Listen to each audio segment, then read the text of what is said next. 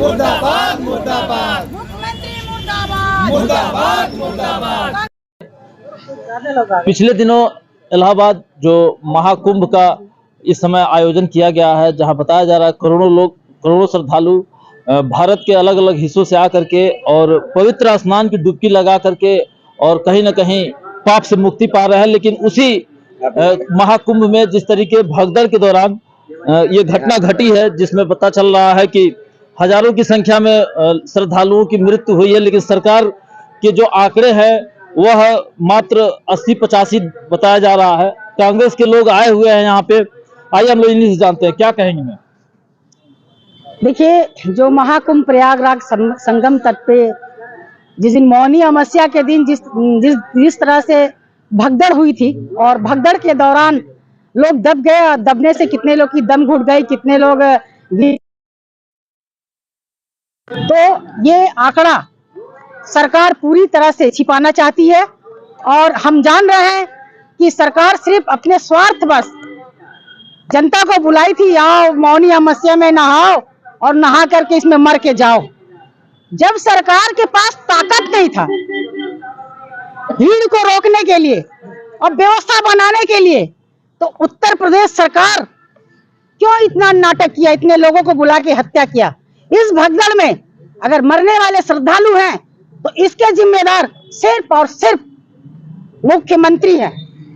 मुख्यमंत्री योगी आदित्यनाथ जी हैं और नरेंद्र मोदी जी हैं, जो वीआईपी कल्चर को दिखाने के लिए, वीआईपी बढ़ावा दिखाने के लिए श्रद्धालुओं की जान ले ली। आज जो श्रद्धालु अपने घर से नहाने के नाम से संगम तट पर गए, उनके घर में क्या बीत रहा होगा। हम लोगों ने कई जगह उन्वल में, भावपुर में, बांसकुरी में, हरदी चक्र में, सभी जगह जाके देखे, उनके घर में कोहराम मचा हुआ। घर क्या, मोहल्ला मोहल्ला कोहराम मचा हुआ। अरे योगी और मोदी जी का परिवार रहता और उस मेले में हाथ से हाथ छुड़ा कर बिछड़ जाता और गिर जाता, मर जाता, तब योगी जी और मोदी जी को पता चलता औलाद और परिवार की पीड़ा क्या होती है।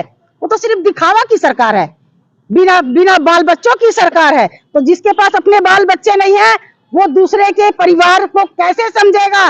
जाके पैर न फटी बिवाए, वो क्या जाने पीर पर आए। 25-25 लाख रुपए जो देने के लिए कर रहे हैं वो अपने घर से दे रहे हैं।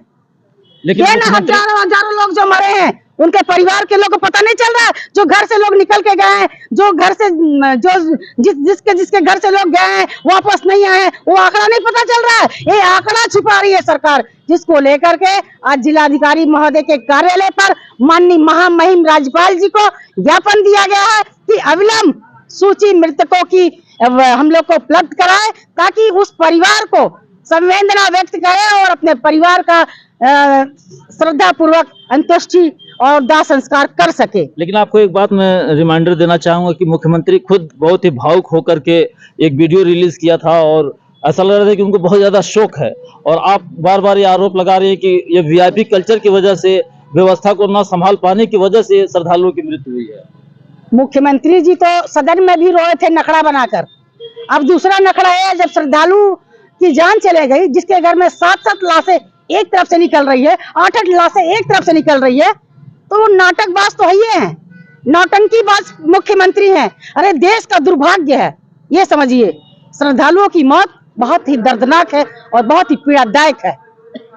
बिल्कुल, जिलाध्यक्ष जी पूरे अपने जो है कि लब्बो लबाब में ये बात बोल रहे हैं और जिम्मेदारी के साथ कह रहे हैं कि ये कहीं ना कहीं सरकार का एक स्पॉन्सरशिप रहा और व्यवस्था को संभाल न पाने की वजह से आज इतनी बड़ी दुर्घटना घटी है।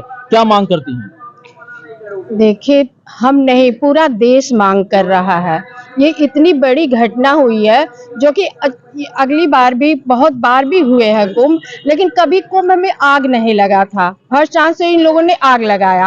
आग किसके लिए लगाया है कि अगर वो जो जला हुआ है कैंटीन, अगर वो जला है तो 1 करोड़ का होगा, तो ये सरकार से 4 करोड़ देने की इनकी मानसिक रहा होगा कि हमको जो जिसको दिया गया है ठेका कुंभ का, वो कुंभ बस कमाने के चक्कर में लगी हुई है। ये घटना जो हुआ है, हमें जहां तक लगता है, पूरे देश को लगता है कि ये जानबूझ के कराया गया, क्योंकि अगर वीआईपी गली छोड़ दी जाती तो ये जनता आराम से वहां से बच सकती थी। तो हो सकता है ये आगे का कि 25 लाख देंगे, तो हो सकता है इस पैसे को बचा लें और जो यहाँ ठेका लेके काम करा रहे हैं उनके बारे में सबको पता है। वो पूरे देश को लूटते आ रहे हैं, अभी लूट रहे हैं, और यहाँ तक कि इस संगम नगरी को भी लूट रहे हैं।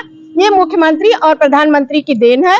और हम लोग ये मांग कर रहे हैं, पूरा कांग्रेस पार्टी कर रही है, हमारे अजय राय सर कर रहे हैं, हमारे राहुल गांधी जी कर रहे हैं कि जितने मरे हैं उनकी आंकड़ा सरकार दे। अगर नहीं देगी तो हर जिले से, हर गांव से आंकड़े आ जाएंगे। इसको छुपाने का काम पूरी तरह से भाजपा सरकार कर रही है। अभी वित्त मंत्री निर्मला सीतारमण ने बजट पास किया था, जिस पर समाजवादी पार्टी ने यह कहा था कि ये सरकार जब आंकड़े नहीं दे पा रही है तो ये किस तरीके से बजट पास कर रही है। चूंकि ये घटना आजम खान उस समय जो है कि मुख्यमंत्री अखिलेश यादव थी, इस तरह की घटना घटी थी और फिर दोबारा रिपीट हो गई है। चूंकि आप एक प्रवक्ता हैं, क्या बताएंगे?